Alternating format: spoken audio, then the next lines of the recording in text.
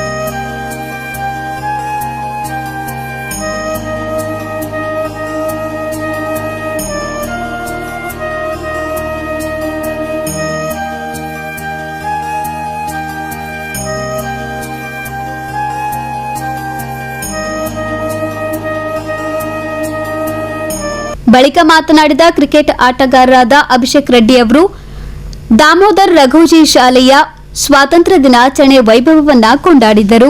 Happy Independence Day to everyone.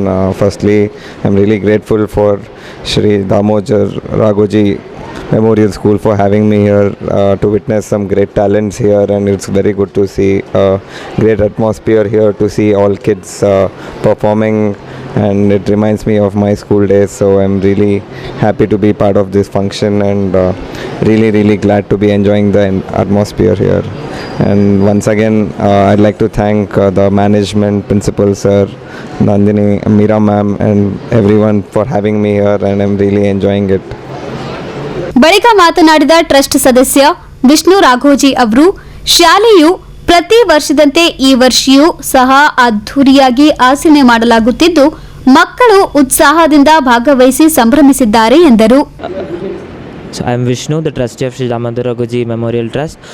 I would like to wish you all a very happy Independence Day. It is the 78th Independence Day, and we are celebrating it with all we have got. So I wish our Independence Day is as good as all of yours. Thank you.